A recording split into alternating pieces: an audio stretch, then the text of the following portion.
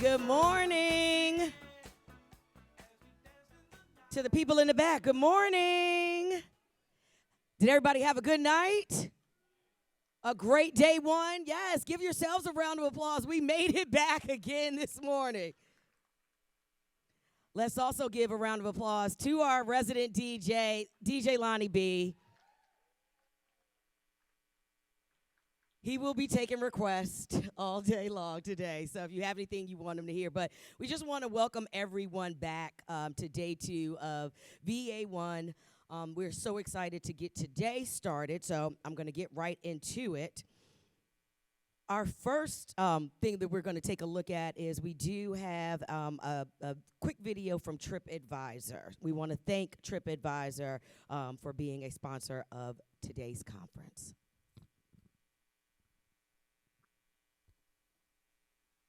Hi, everyone. I hope you're having a wonderful morning and a productive time together here at VA1.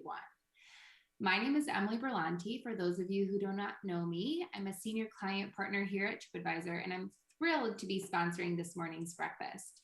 While I was unable to attend in person, I'm excited to see that we're slowly transitioning back to in-person meetings.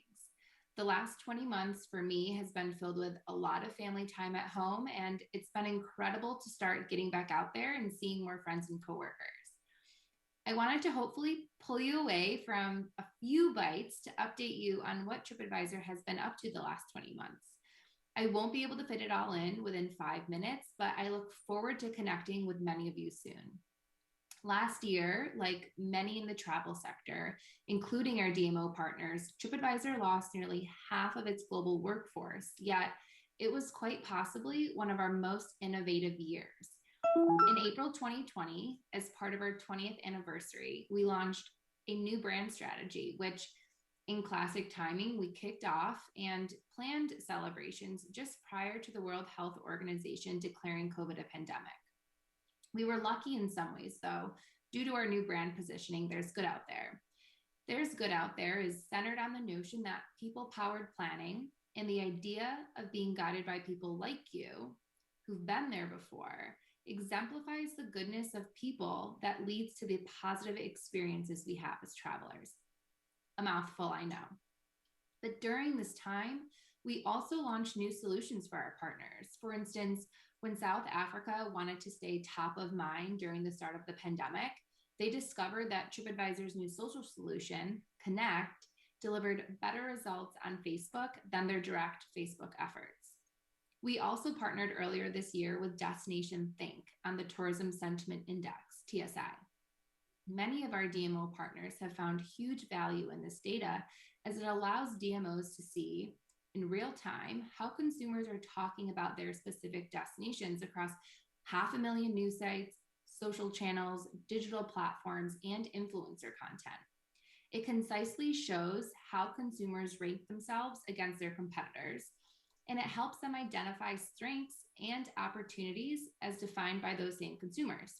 DMOs across the globe are finding it to be a really great tool to define marketing strategies because it's allowing them to better understand the conversations happening about their destination. And as many of you know, TripAdvisor has had a wonderful relationship with the state of Virginia thanks to your support. And for 8 years, we've partnered together on the state's successful co-op program. One of the updates that we've rolled out here in just the past few months is our TripAdvisor Media Manager platform. With this platform, partners can now benefit from reaching our audience with an investment of just $500. This means that state partners who would like to invest less than $5,000 in the co-op can now do so via TripAdvisor Media Manager.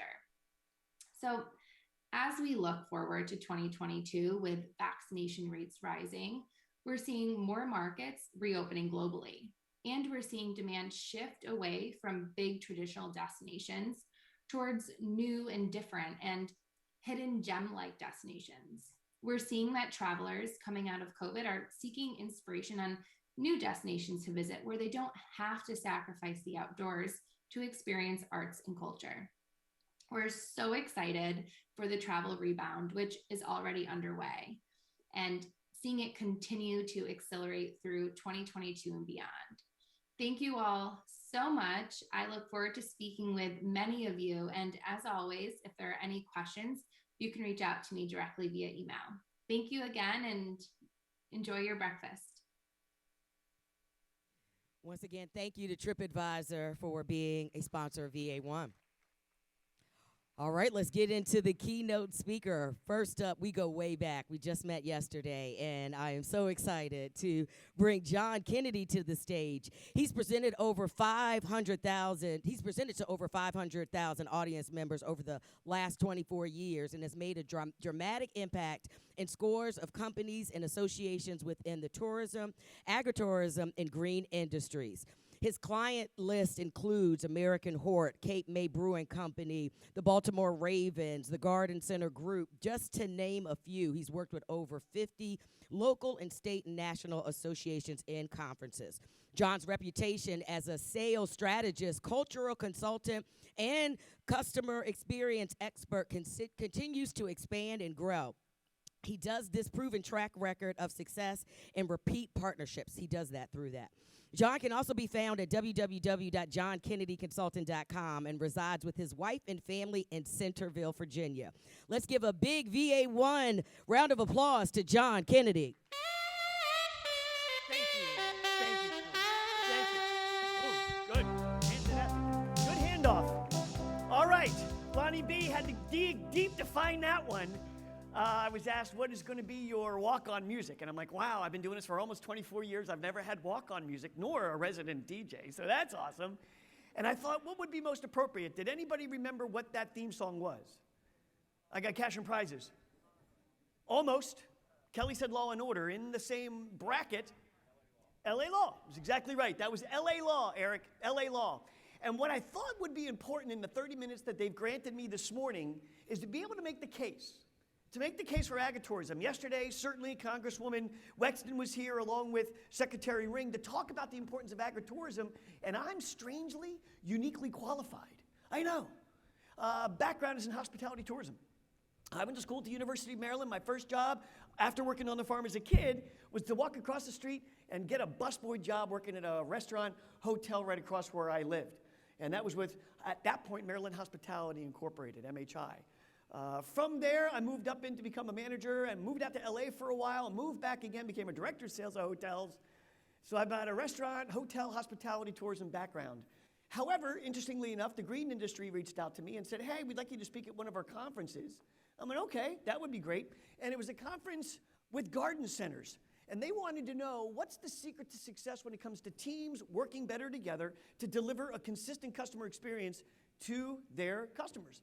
And so my hospitality tourism ended up making sense, brought it to the green industry, and for over 2 decades now, I've been preaching the importance of the customer experience in the green industry.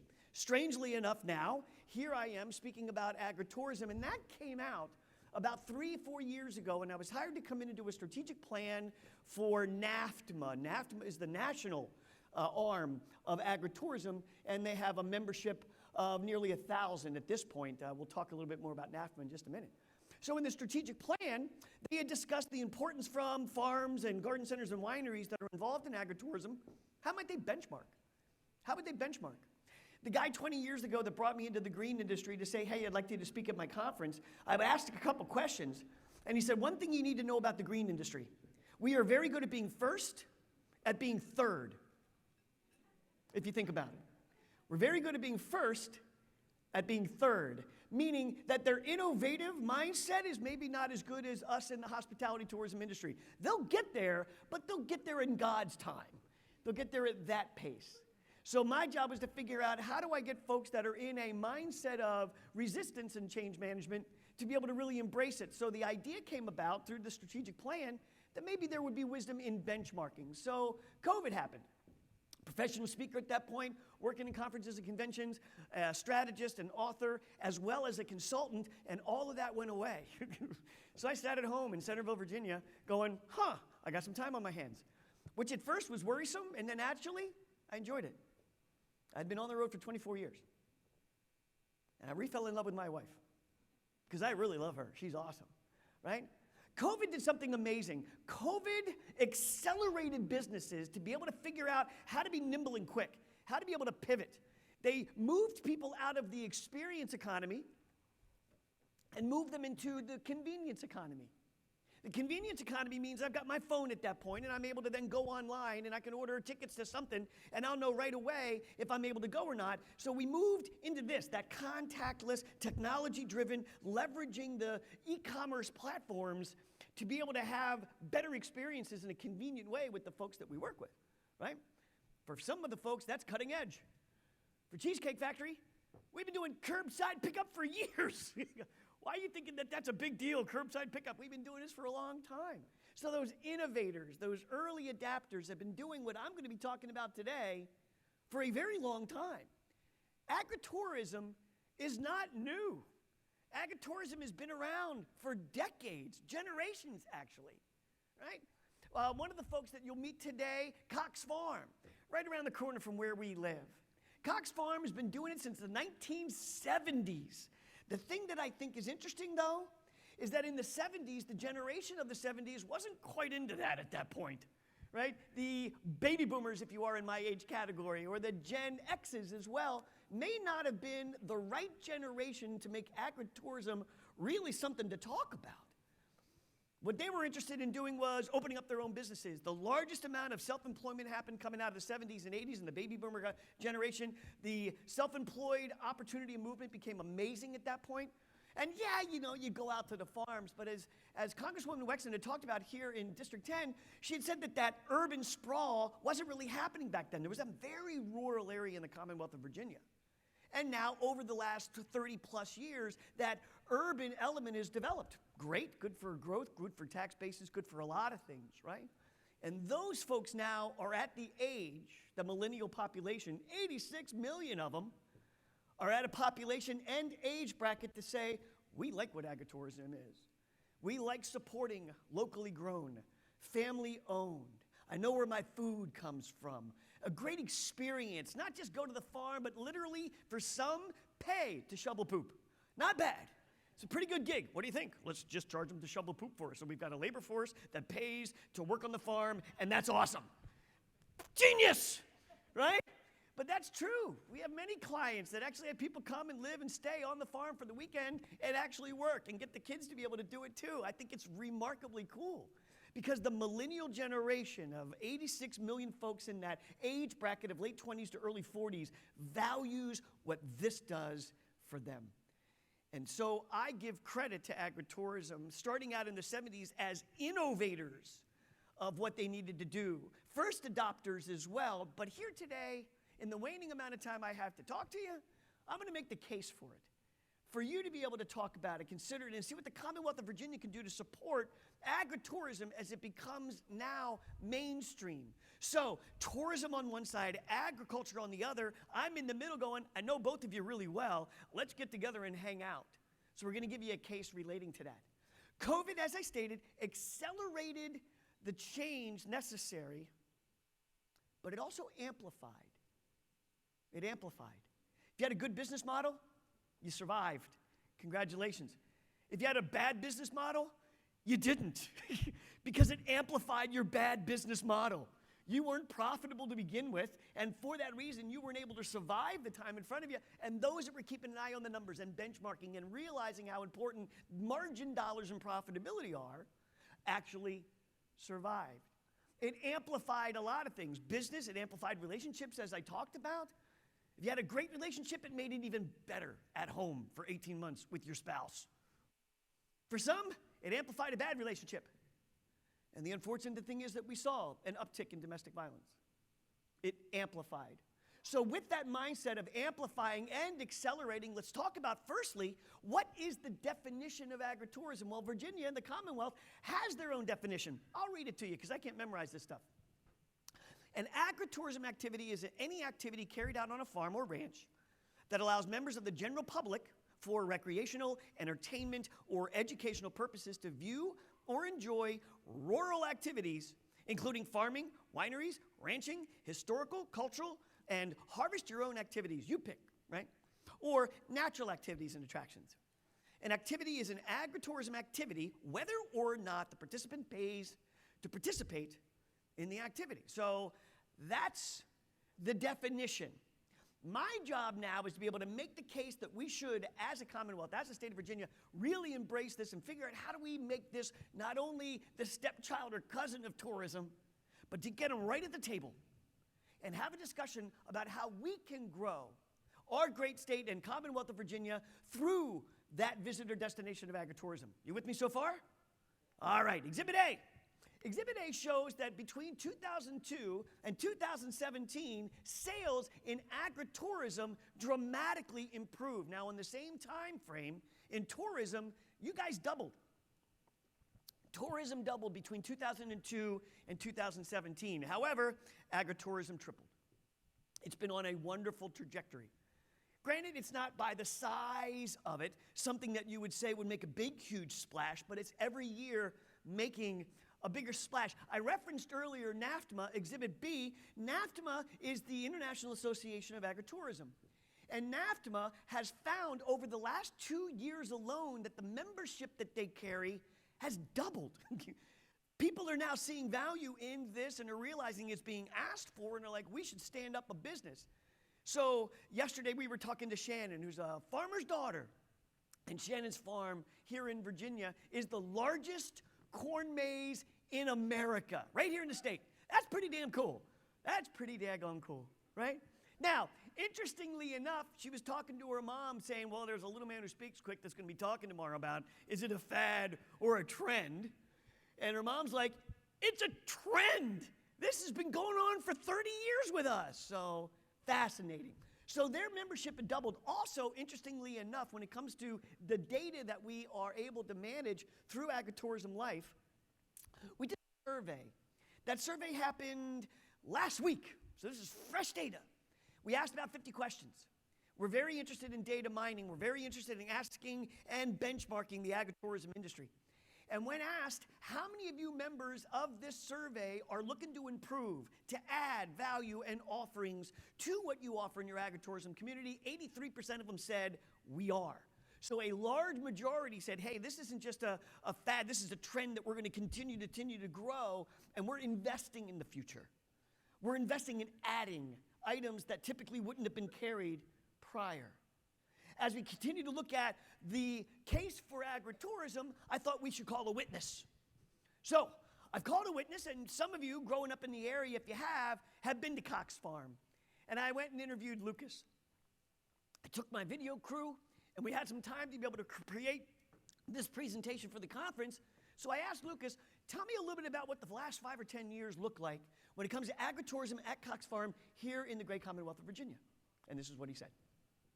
In the last 5 or 10 years, business has just expanded hugely. People seem so hungry to get out in big open spaces.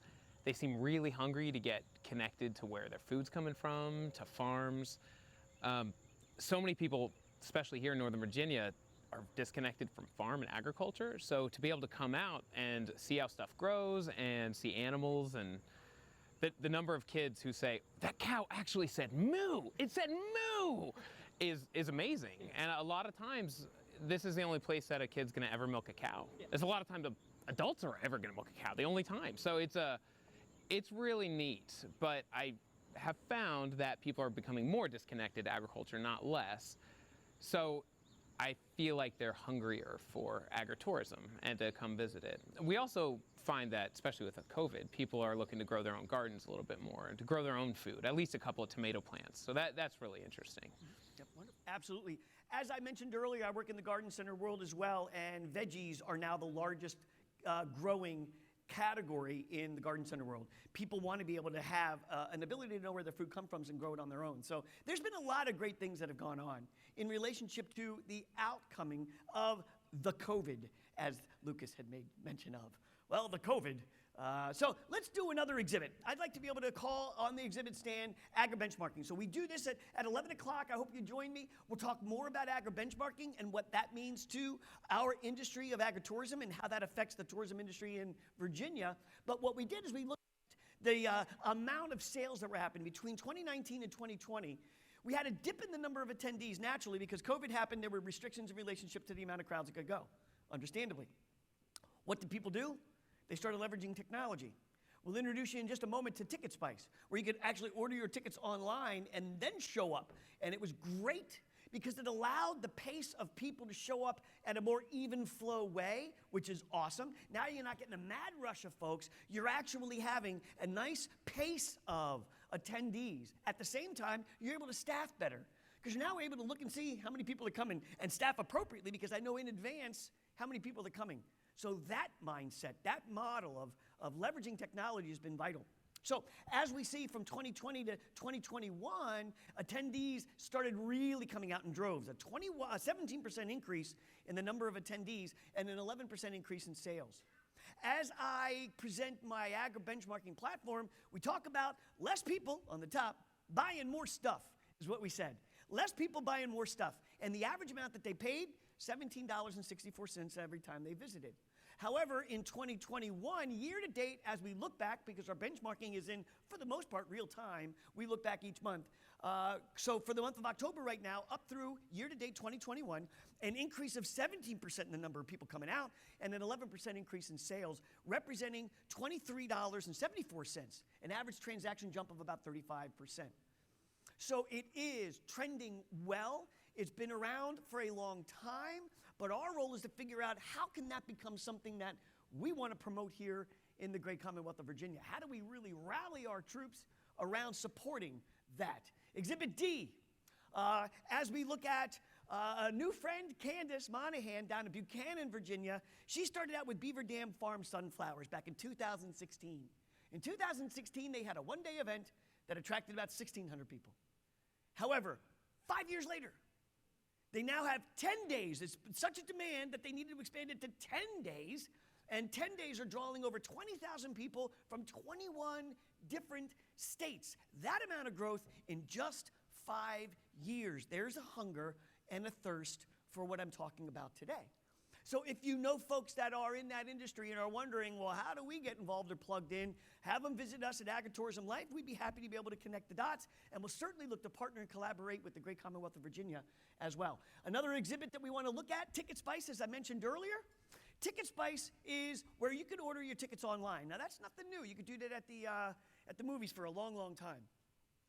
So it's not really groundbreaking. But I've been working with them. They're a Silicon Valley company out in Northern California. And so I've worked with them to say, hey, help me understand better your data.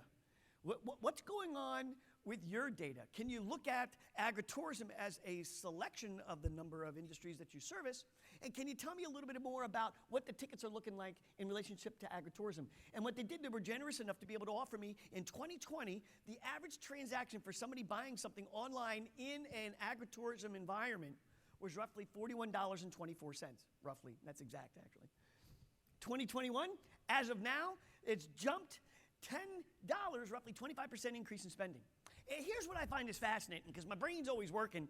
Adam and Amir yesterday, and certainly Andreas today as well, will be talking about data. But I'm fascinated with when somebody buys something online, when they go here and buy it as e-commerce or a ticket, am I now going to probably forget that I bought that 2 days ago? And when I go to where I'm going, now that I bought a ticket, am I able to spend more money there? See, if I brought the kids somewhere to the movie theater maybe, and I had to pay for the ticket and for the concessions, I might be not so inclined to go, get whatever you want. I might be like, water, candy, that's it, right? I just set back $58 in damn tickets. You get a little bit. But if I bought the tickets 2 days ago, I might not remember 2 days ago the hit that took place out of my wallet. And when I show up, I'd be like, get whatever you want. And the kid's like, woohoo! So leveraging online ticket sales, figuring out how do we be able to have people buy something in advance, and at that point maybe forget the fact that they bought those tickets so that when they show up, they're spending more money with you. Fascinating. I'm going to keep an eye on that. My brain works that way. I'm the kind of guy that wants to see those trends and see what those comparisons are. In speaking to Ticket Spice, they're excited about that. I apparently put that thought in their mind. They're like, can we work and talk more with you about your ideas? I've spoken at Maryland last week at the Maryland Conference on Tourism. Some of the folks that were at the attendance in Maryland are here again this morning. Good morning. Nice to see you guys again. You're probably happy I have new material. So last week there was a gentleman that represented movie theaters, and he too is fascinated with where do they go before the movies, where do they go after the movies? And if they buy their tickets in advance, how many days in advance do they buy their tickets, and how does that represent the concession sales? So we had some good conversations about that as well. So what do we have? So far, in a brief period of time, this is like a commuter flight from Baltimore to Philly. This is very fast-paced. But so far, we've made a pretty good case for why agritourism belongs at the Thanksgiving table with tourism, talking about how do we, as the great Commonwealth of Virginia, celebrate that. And it's not only from COVID where, hey, people are coming out and enjoying safe outdoor environments. I think that's part of it. It accelerated it. It amplified it. But it's been here forever. And what I believe is it came about 2 generations early. Baby boomers wouldn't enjoy it as much as we thought they would. Gen Xers have their own issues and challenges. Don't get me started. The millennials at this point value this. And there are 86 million of them with the largest amount of money in their pocket to want to be able to spend on the things that matter to them. Conscious consumerism, purposeful product purchases, you name it, they buy things with thought behind it. My generation, whatever. 3 types of economies. There's the price economy, and some people are driven by buying something by price. There's the convenience economy, as I mentioned earlier, and the third is the experience economy. How do I feel, and what is the experience that I get when I'm engaged? And as Adam had stated yesterday, they're going to be looking for a better experience coming out of this time frame that we've been in, and we need to be able to offer that. But I believe we should offer it in a manner that is consistent, as well as a manner, bless you, a manner that is convenient. Oh yeah, it's like Pavlov's dog. Somebody sneezes, I say it. It doesn't matter where I am. Doesn't matter where I am. Witness number 2, I'd like to call to the stand John Hickox from the winery at Bull Run, which hopefully some of you have had a chance to be able to visit. And I asked John, hey, what do you see Virginia doing to support your needs? What could you ask of the great Commonwealth of Virginia, what they could do to help you? Let's hear from John. Well, as far as supporting agritourism businesses, I mean, we are really kind of behind the times as compared to many of the other states across the country. We've got, as we were talking about earlier, you've got people that are yearning to get outdoors more so than ever before because of their confined living spaces. But you also have this yearning for a more natural experience with social media and the news and all this other stuff that's filled with, fake experiences for somebody to come and have a real experience, whether they're going to go visit a farm and pick their own apples or come to a winery and see where the grapes are grown and drink a locally made product. People are yearning for something authentic. And I think that trend has definitely not changed in the last 10 years, except that Virginia's a little bit behind as compared to other states promoting it. I think it's much like people being more aware of what they eat in the last 20 years. When we get into stuff like organic foods, that type of thing, people want to know, like, where was the wine, where were the grapes grown? Where was the wine made? How was it made? So this hits the outdoor space, it hits the unique experience, authentic experience, and kind of a natural feel. And of course, post-COVID, there's even more of a push for that, where people want safe outdoor spaces with plenty of elbow room. So I don't think that trend's going to change. If anything, I think it's going to uptick. Virginia also has vast, rich natural resources and historical resources. So where many try to replicate what we have in Virginia, we have it all here. 350 years of history, winemaking, growing, agriculture, and then of course just your local history, Civil War history, Revolutionary War history. We have it all. We really need to tap those natural resources that we're very fortunate to have here. Absolutely.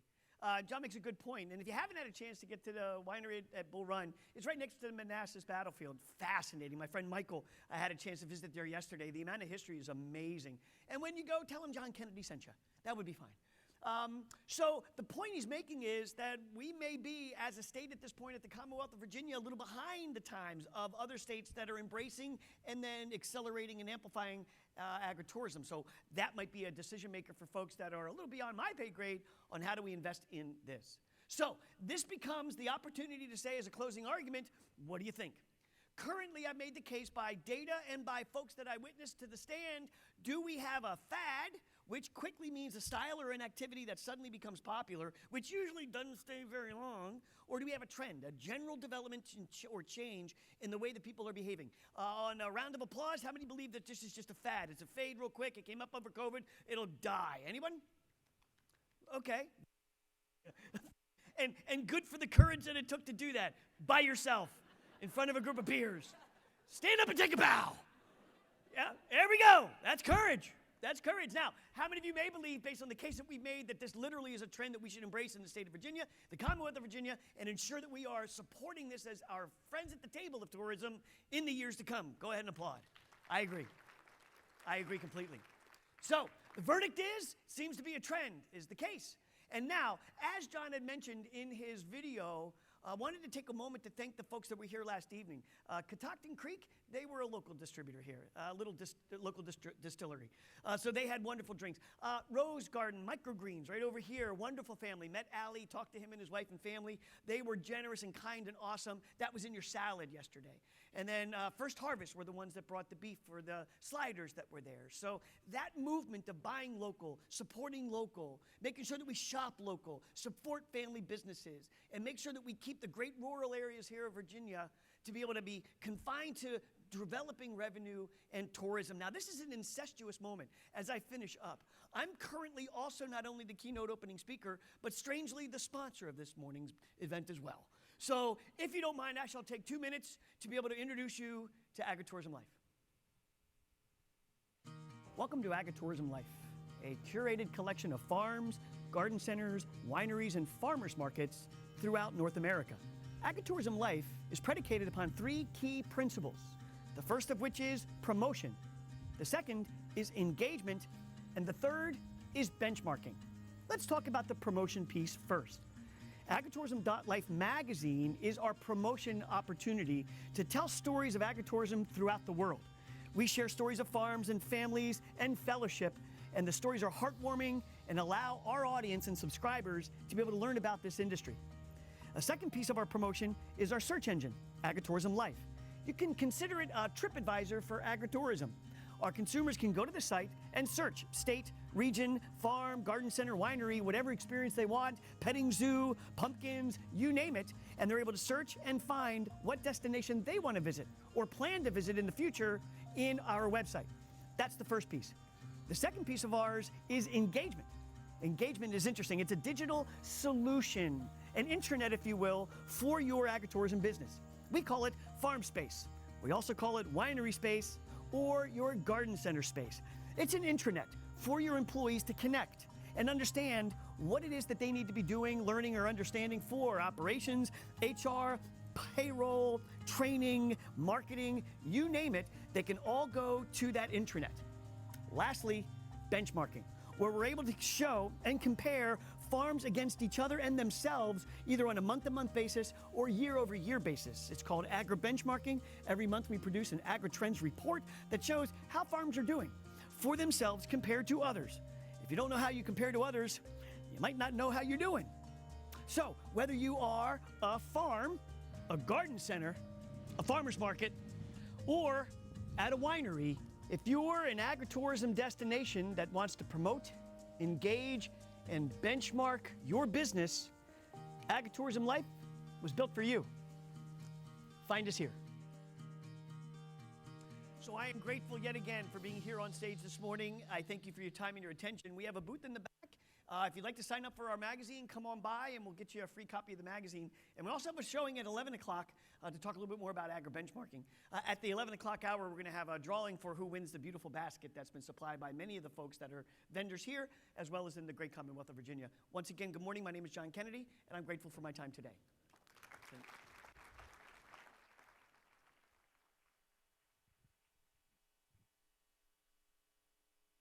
Thank you, John.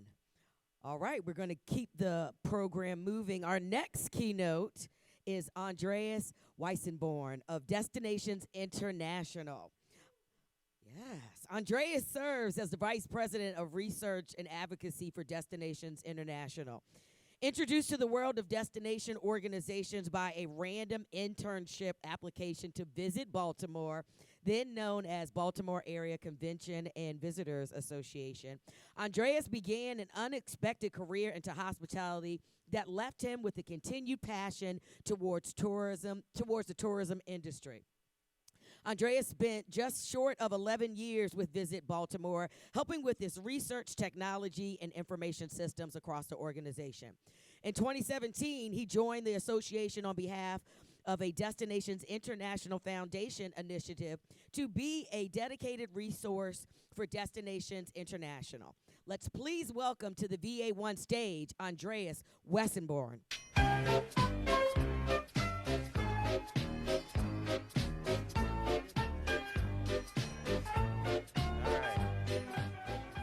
Good morning.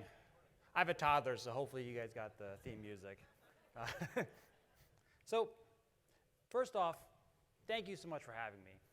I actually am a neighbor of the North. If a lot of you are familiar with Loudoun County, I live right over the Potomac in Point of Rocks in Frederick County, Maryland. And so seldom do I get the opportunity to actually go to an event, speak at it, and sleep in my own bed and drive home. So thank you for that. So my name, Andreas Weisenborn. Part of my responsibility with Destinations International is its research and advocacy efforts. And again, I cannot thank you enough to be here as part of VA1. Briefly, if you're not familiar with Destinations International, we are the international trade association representing destination organizations, CVBs, DMOs around the world. And as you heard earlier in my bio, our philanthropic arm is our Destinations International Foundation, which is primary role is to help seed R&D for new ideas, ideals for our sector. And a lot of it you will see me talk about a little bit later. Again, a little bit of scope. We are represented by approximately 600 destination organizations around the world, representing about 6,000 contacts. As part of it, 5,000 contacts. And I do want to give a special thanks to Visit Loudoun for thinking of us today, and many of my members, committee members, board members I see here today. Our mission is simple. We simply just want to help destination organizations, many of you in the room, do the best job you can in the communities that you serve. That's it. Now we do that really through 4 core pillars. Luckily today, my title is Research and Advocacy, so you get a 2-for-1 special. But we primarily do it through community, advocacy, research, and education. A lot of times I switch the order and put research and advocacy first. So let's start with the beginning. And let's actually start with my title. A lot of people have a pretty fundamental understanding of research. In fact, there's actually a lot of great researchers in the room. I know the panel yesterday with Adam, Amir, and several others were up here. I think people have a pretty great baseline understanding of what that represents. But advocacy, I think, is where sometimes it gets a little gray. So let me give you mine.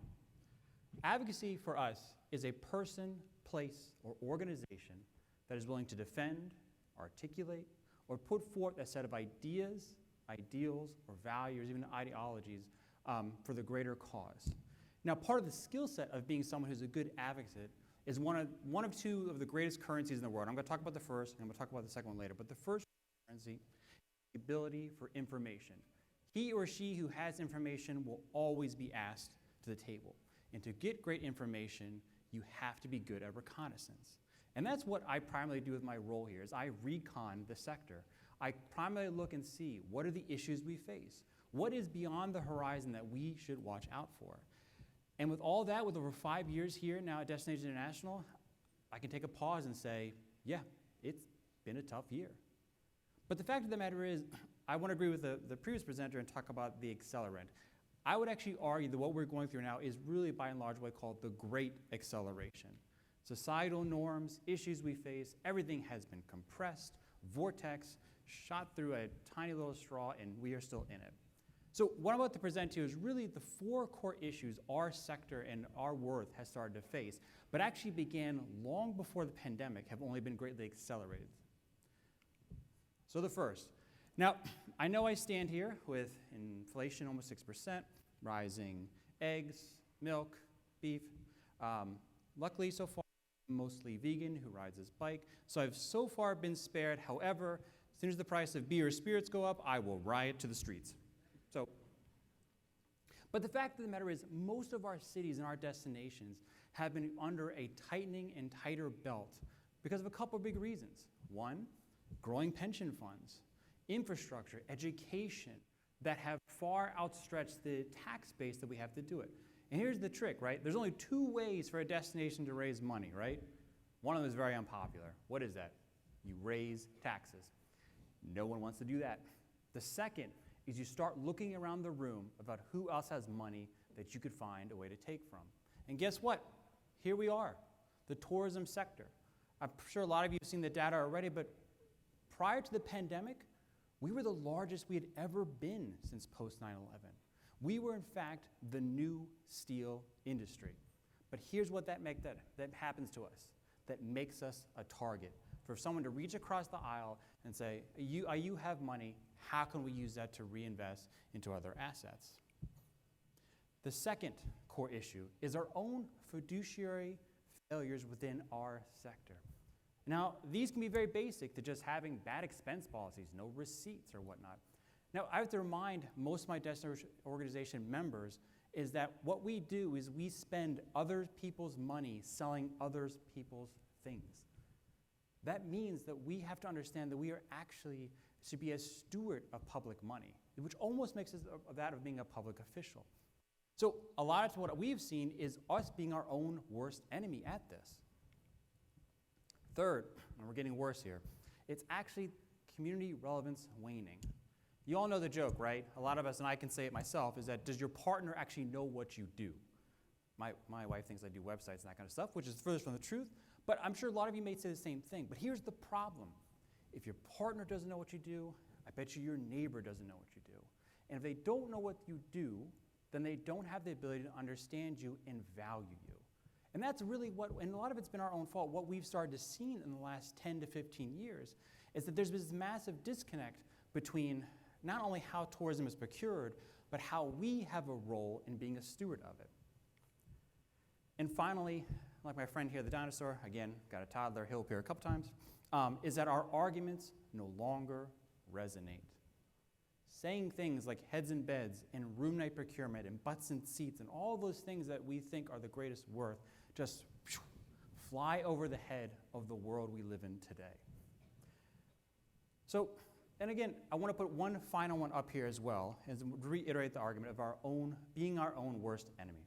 So again, part of my gig is I recon the sector, and part of that means scanning constant headlines for my members and where they're acting good, or sometimes not the best. So here's some of the not the best, and I did check. No one here is from Virginia, so we're good. And you can see how a lot of these are basic fiduciary failures and whatnot, you know, receipts and signatures, commingled emails. You're probably thinking, okay, Andreas, that's not so bad. One page. Aha. I got a second page. My favorite are the bottom three, right? You know, how do we get a festival of 2.3 million? That was not Firefest, just got to put that. Guilty of 7 counts of felony theft. Ooh. But the one that truly keeps me up at night is the last one. I'm beginning to question the CVB model or the decentralization or why we have DMOs. Okay, now I set the stage. And again, I remember in driver's ed school they said whenever you see a orange or amber sign, that's when it says caution ahead. So I promise you, no more slides after that. All of this led us in the team to start to recap and saying we got to go back to the beginning here. We got to set where it all began. For those of you a little bit history of this sector, you might know the first DMO in the 20th century was actually Detroit. And I want to read you what Detroit's mission statement was. It wasn't procurement of the visitor economy or increasing room nights or that type of stuff. It was actually very simple. It was for the betterment of the community of Detroit. And that's what we need to get back to. So what we did was we actually put forth what we believe our fundamental ideology or ideal should be towards destination promotion. What is the actual public argument for why we exist in our work? And that's this. This is our Pledge of Allegiance. This is our creed. This is the public argument for why every community needs destination promotion. The best part, my favorite line is really the last. And that's very simply is this, is that destination promotion should be seen as a common good. And frankly, a common good for the greater good. The same way you talk about clean water to be healthy, firefighters to be safe, roads and bridges to infrastructure, every community needs someone to steward the brand. And the only way to do that is through destination promotion. If that's one thing you come here today is remember that your work and your worth is valuable. You are a common good. And that's what we're going to talk about today, how to become that. What that really comes down to is essentially becoming a community shared value. What is that? So this is a set of values that we as a society understand we need to better itself. You know, if you ever go to any city hall meeting or city council meeting and watch them, you will never see someone there who might not have kids and say, you know what, I don't want my taxes to go towards education, because they understand that a better educated society makes better workers. Same reason why they don't say, I don't want my taxes to help pay for, the Department of Public Works. They understand clean water makes a healthier society, which makes a more longevous society that adds to the social and economic commerce of ourselves. That is a community shared value. And that's what we have to do to get destination promotion into that same hierarchy. So what we figured out was it really comes down to 4 fundamental questions everyone has to ask themselves to become a community shared value. The first, what is the community need? Everyone here has a brand. You have a community that you represent, and some organization needs to get that brand at the world stage for attention, because that is where we truly compete. If the pandemic has showed us anything, that we live in a globalized network world. And we compete not only of attention on the physical realm now, a lot of you saw the announcement 2 weeks ago with the metaverse, we compete virtually as well. All of that is a manner of time that we have to compete with, and that is the need. Communities that compete are communities that accelerate. Communities that do not compete and do not engage in destination promotion, they fall behind. Second, what are the solutions? As I mentioned, we are a steward of the brand.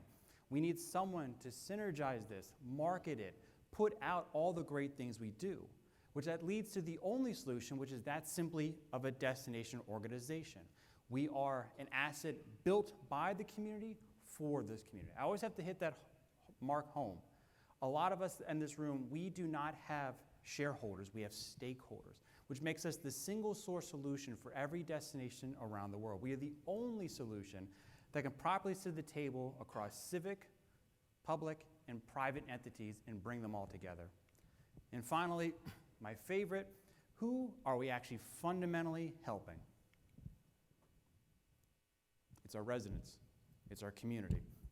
Hopefully a lot of you got to see one of my good friends, Amir Alan, yesterday. We're a big fan of him and the work that him and Longwoods do. And one of the part of the work we do is looking actually at resident sentiment. And this is important because residents, when informed of what you do, they become your allies. And when they are informed of what you do, they value you. And more importantly, when they get a chance to value you, they will back you up and become your ally through and through. And that's what the heart of this argument is today, is to start reassessing and rethinking who actually are suppliers to our world and actually refocusing on our number one customer, the resident in the community. So where does it actually fundamentally get us? Where's the starting point to start with this? So let's start with the basic. All of us here have a website. All of us should have a mission, a vision, and about us. This is what you need to have, or some semblance of this on your website. First off, what is our mission? What do we do? And then how do we achieve this? This cements on the most public-facing document that you do not hide behind that we are a community shared value. We are an asset to the community, and this is what we're about. This is what needs to be on everyone's website or some form of it to help show to the public what we do for our community. And here's the thing. When you get the chance to show everyone in the community what you do, you get the chance to bring everyone to the table. And if you bring everyone to the table, they get the chance to know you, they get the chance to value you, and more importantly, they get the chance to hopefully fund you. This is a bit of research and paper we did about a year ago, actually looking at what does funding look like across a community shared value or community benefit funding model, right? We know largely in tourism, especially for destination, we have something called the usual suspects, right? Your hoteliers, your restaurateurs, your attractions, they put some money into, but there's so many more who benefit from your work of brand management, right? You know, one of the second greatest currencies in the world right now is talent acquisition, right? Being able to get new minds, new ideas to your community will become the second greatest currency in the world. How do you do that? And there are a lot of other entities that benefit from that, right? Universities, major employers, and so forth. One of the few winners of 2020, real estate agents. What do? They actually do your job. They sell some form of your brand in your community. They should be at the table, and more importantly, they benefit from your work. All of these should be some semblance and actually be there to help benefit you and fund you in some form. So I see a lot of you, see a couple of you nodding your heads and say, okay, Andreas, how do we start? We need to start with first how we value ourselves and how we talk about ourselves. So let's do values first. And values are an important thing. We live in a very, very, very divisive world. I can make the argument even before the pandemic that we've largely been in illogical times, right? And here's the thing. For many of you who've been in any arguments before, you know you cannot win a logical argument with emotion, and you cannot win an emotional argument with logic. And that's really the benefit of values, is values allows us to find a way in between where logic and emotion meet, right? So I have the benefit in the last couple of years of being both a new dad, a husband, and a homeowner, which I do not recommend doing all those threes at once. And in our house, we have one of these new dishwashers that my wife and I argue every night on how to properly load it. Now, I am firmly in the emotional camp. I just put the dishes in where they go. I don't care. But not her. She's very logical with it. But of what it takes in terms of the holidays we celebrate, the traditions we carry through, or how we raise our son, we are always locked, synced. Those are values. And values are where emotion and logic meet. And more importantly, this is where we can find common ground between someone on the left and someone on the right. Because by nature, tourism is truly bipartisan. Not in my slides, but a lot of the research we do is we actually track how do states and governors and provinces and ministers talk about tourism. Now, these two governors are no longer in office, but I always used to talk about Governor Scott Walker in Wisconsin and Andrew Cuomo in New York. Radically ends of the political spectrum. But if you actually looked at how they talked and engaged in tourism, they were lockstep. That should be a sign of goodness for us that we have the ability to cut through the noise and be down the middle, and that's through our values. Now, we've actually done an extended amount of work of what these values are towards our sector. And something we realize is actually it develops a roadmap. It's not just simply a pick and choose one of the 9, but it actually is a process of starting and ending to becoming relevant and actually becoming a community shared value. And I do promise for everyone at the end, I will make it easier for all the work you say here today. I always appreciate taking the pictures, but I have something special to make it easier for you. So if we actually break down the values that represent our sector and our work, you can see that they actually go in the camp of emotions and logic. You break it down again further, you can actually see we're in the buckets of love, care, trust, and inspiration, which I could not have asked for a better background to pair this out here with this. But here's the thing. It's not just you need to do one. You need to find a way to work through all of these. Because when you do, you get to the 9th one, which is relevance. And that is the fundamental key to becoming a community shared value. And this is the pathway to do it, right? We start with passion. I don't think there's any person in this room who doesn't have passion for what they do. But really the role is to get that out there, announce it. But go a step further. Be transparent in your passion, your actions, your work, and your worth. Start being inclusive, engage. All these things that get you towards the end of the final one of being relevant. And once you become relevant, then the world is set for you. That is when you actually are a community shared value. Okay, the next part, how we talk about ourselves, our swagger. So let's go back to that last question I said we have to ask ourselves of being a community shared value. Who is your customer? It is the resident of the community. And we have to understand when we are now going to engage with our resident, it takes a different way than how we previously talked about them. You know, like I said, the notion of heads and bends at room nights just goes right over their head because we are talking in very logical terms, but we no longer live in logical times. We live in very emotional times, and that's where we have to be. Now, I am not saying at all, and I'm a researcher true and true, I'm not saying you go away from logic or ROI, but what I am telling you is that you can no longer lead with it. What you have to do is start leading with story and emotion, Then if someone questions you and says, can you really back that up? You back it up with your ROI and your data. That is where we are today. So what we've been doing the last almost 5 years is something we call our tourism lexicon. And this goes back again to my biggest belief, is that we are a common good for the greater good. So when we talk about other common goods, how do politicians actually talk about them? What are the literal words that they use?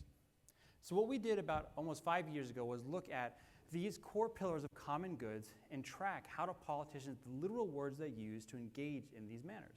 Because here's the thing, we might argue over how to fund these, but no one ever comes to the table and says, you know what, budget's tight, let's not do teachers this year.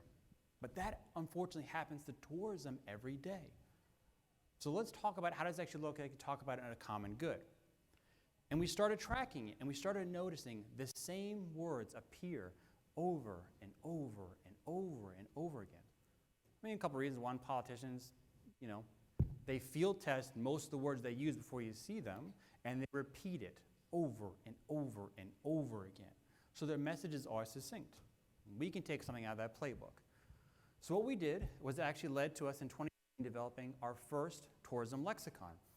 Really just a mere 10 words, and really set the tone of where we wanted to go. Again, what these words represented was not just a simple word thing. It's not just take your press releases and just swap out the words and so forth.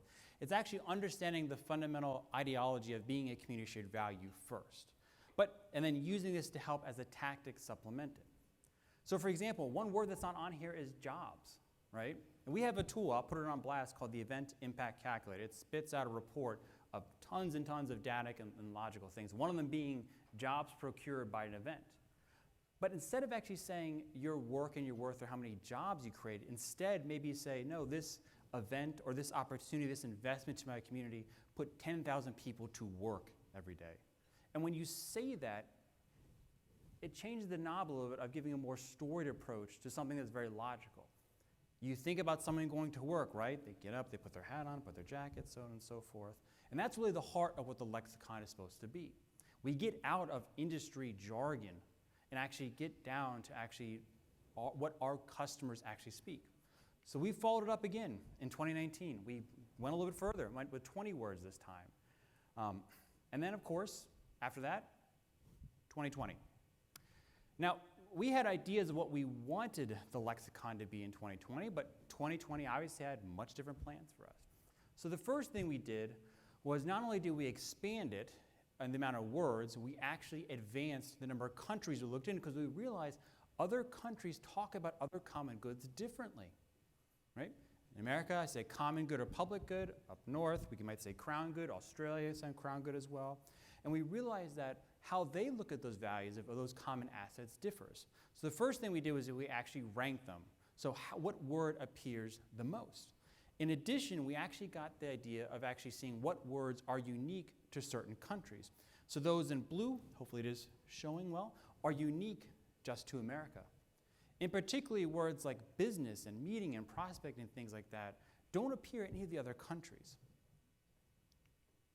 The next part of our lexicon was we actually looked at the pandemic.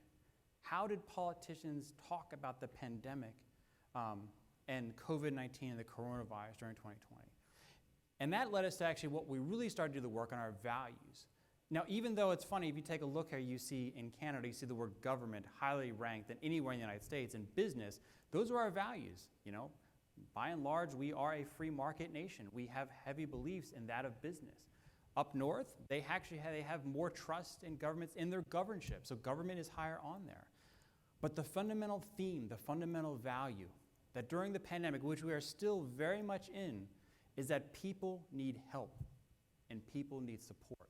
So everything for us as a destination organization, destination promotion, should be through that lens, that what you are doing is showing people how you can help them and how you can support them. So how do we do that? Well, what we do, as I said, part of my gig is reconnaissance.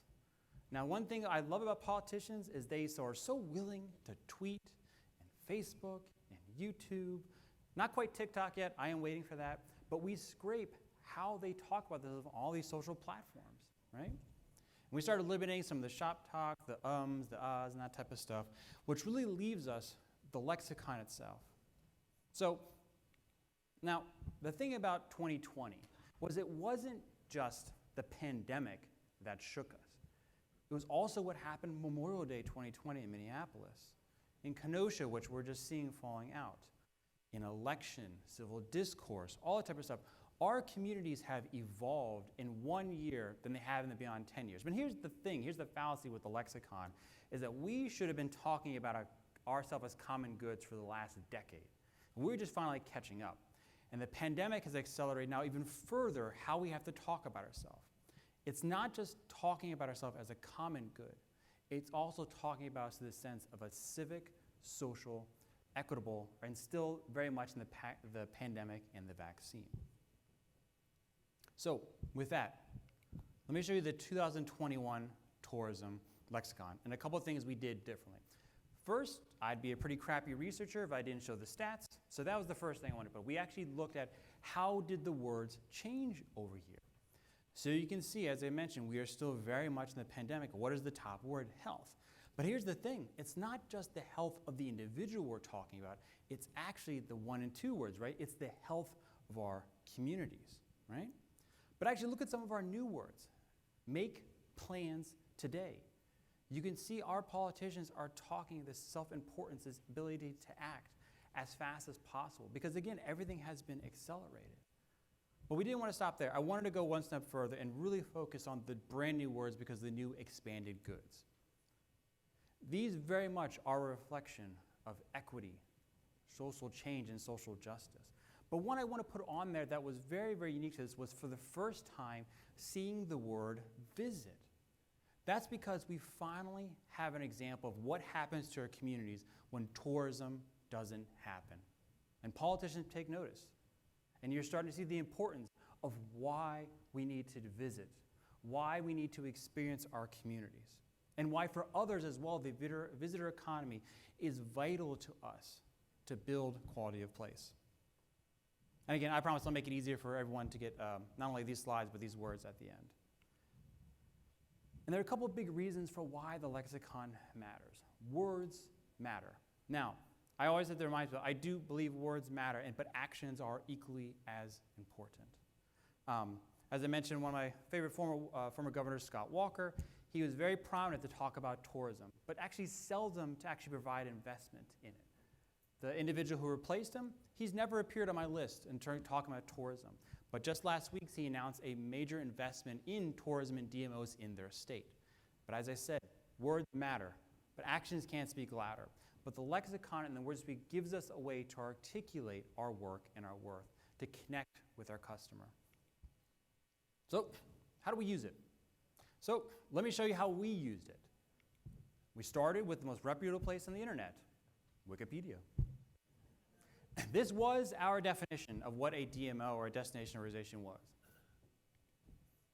And we changed it. Now, a little bit was through, the cornerstone and the community shared value, but a lot of it was through the lexicon. And I always have to check before I publicly speak. It's still there. Surprisingly, not that hard to change stuff in Wikipedia, I found out. So I'm still trying to get my bio on there. But in reality, the correct way to start this, and I want to course correct a big failure that we made, was you need to start with your stakeholders first. That is who you have to train. What you're seeing here is actually a picture of the staff at Destination National at the beginning of 2020. Fortunately, we like a lot of our peers had to downsize. But what we did was actually take the community shared value, the lexicon, the words, the beliefs, all that type of stuff, and took the staff out for an entire day and went through pretty much exactly what I'm doing. Train them, make them understand the issues our members face, and so on and so forth. And actually ran through case studies and examples to how to understood it. And there was a huge benefit for that.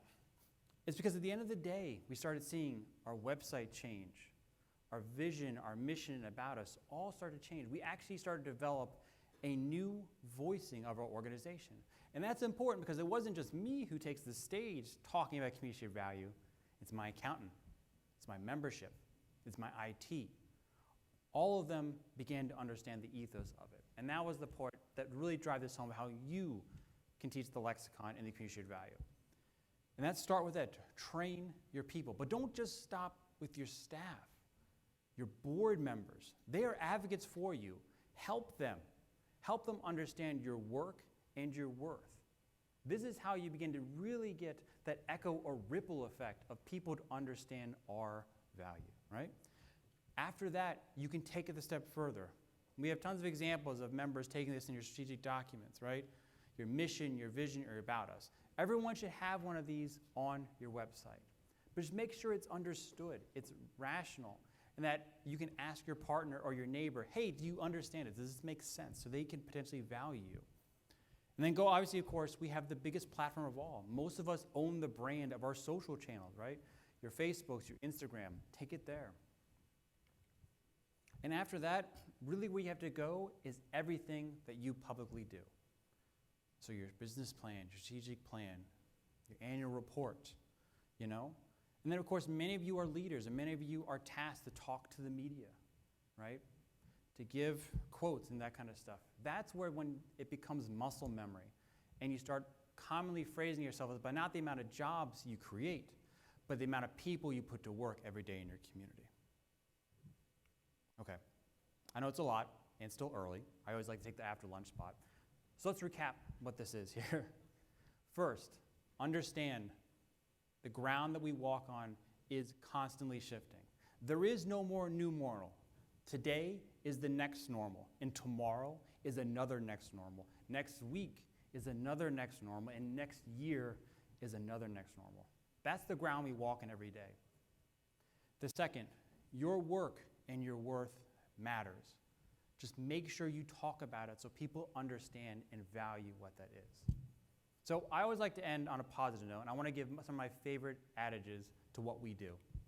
The first, destination promotion is essential to the quality of place in our community. Now I want to clarify this.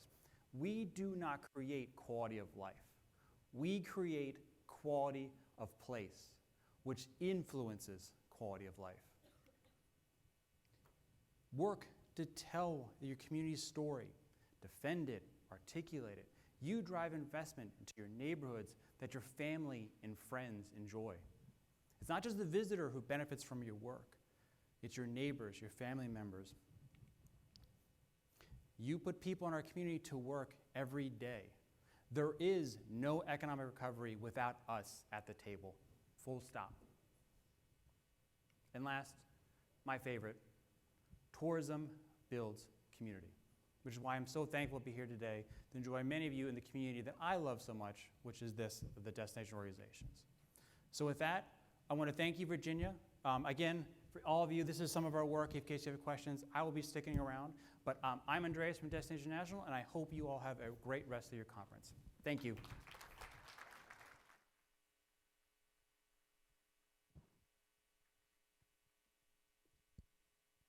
Thank you once again to John and Andreas. Make sure that you talk to them when you go into the exhibit halls. We also want to thank our charity project Search. Make sure that you donate to them at the registration table. And once again, thank you to all our sponsors. All right, at this time, we want you to go into the exhibit hall, meet and greet, and your super sessions will start promptly at 9:45, and then we'll return back in here for a fabulous lunch. We'll see you guys back at lunchtime.